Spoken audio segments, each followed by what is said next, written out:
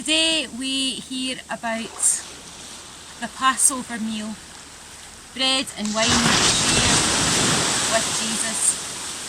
Jesus broke the bread and the wine, his body, the bread broken as his body, the wine spilled as his blood would soon be.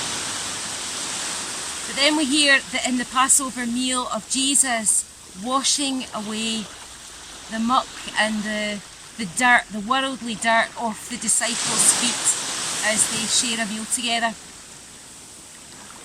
So I'm down at the Old Harbour in Kinlochbervie, where for forever the water has washed the rocks here, washed them as white as snow. Let me read to you the Passover meal.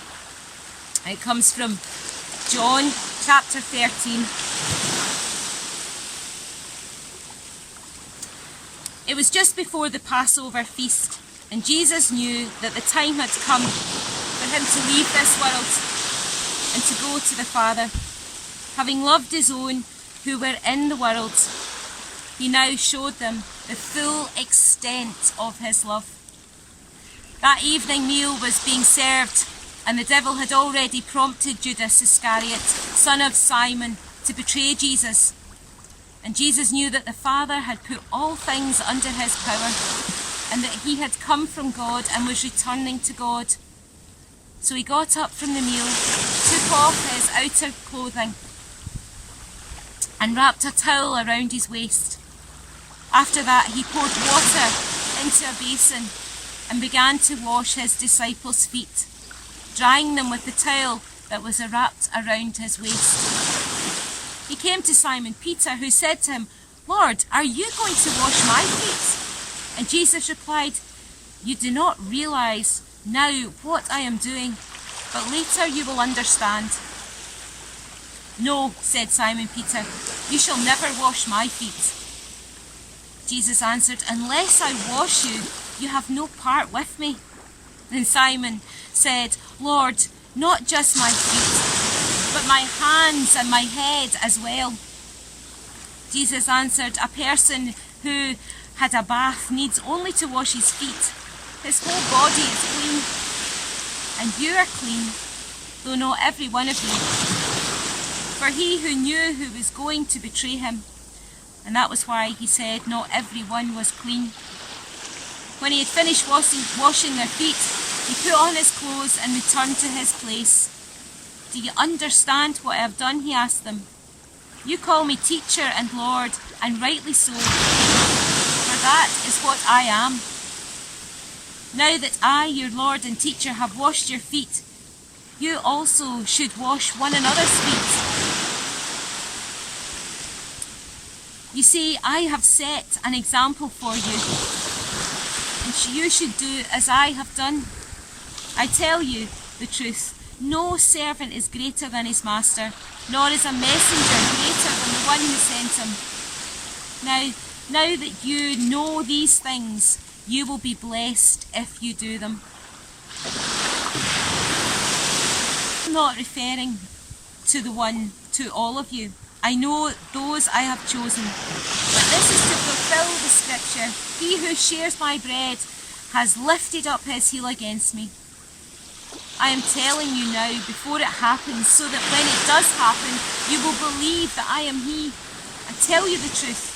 Whoever accepts anyone I send accepts me, and whoever accepts me accepts the one who was sent. And as Judas left to go into the night, as we heard yesterday, Jesus turned and he said, when he was gone, Jesus said, "Now is the Son of Man glorified, and God is glorified in him. If God is glorified in him, God will glorify the Son in himself, and will glorify him at once. My children, I will be with you only a little longer. You will look for me. And just as I told the Jews, so I tell you now, where I am going, you cannot come. A new command I give to you. Love one another as I have loved you. So you must love one another. And by this all men will know that you are my disciples, if you love one another. Simon Peter asked him, Lord, where are you going? And Jesus replied, where am I going? You cannot follow, but you will follow later. Amen.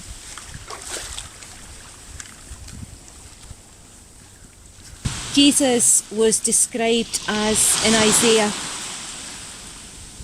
as a man of sorrows, acquainted with grief. Jesus was weary, yet he took time to take off his outer robes, to wrap that towel around his waist, and to wash every single one of his disciples' feet. He knew what was ahead of him. He knew that Judas would betray him. Weary and a man of sorrows, the Son of God, God himself, who had come and to be the servant king. Perhaps this Maundy Thursday you're feeling a bit weary, world weary, in need of healing, feeling vulnerable, feeling afraid or unloved.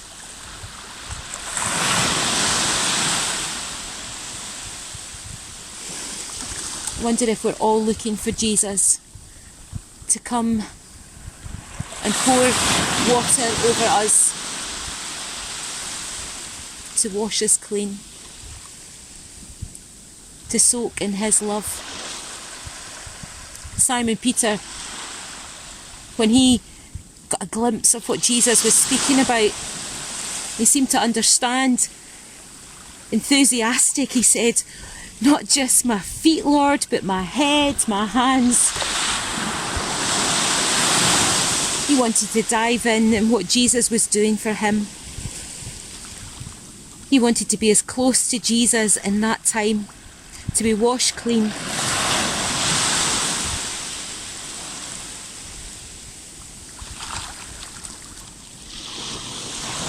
It's a beautiful day here in Kinlochbervie,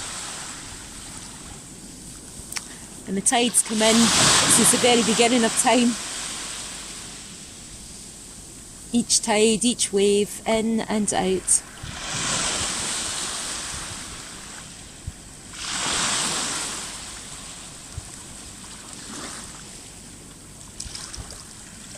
I wonder if you'll take your shoes off today and allow Jesus not only to wash your feet, but to cleanse your heart, mind and soul. So come, Lord Jesus, this day. Wash over us in your powerful love.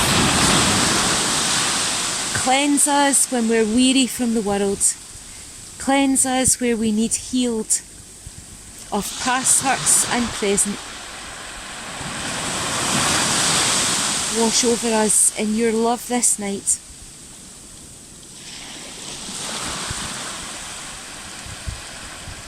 Our teacher, our rabbi, our king, redeemer, forgiver.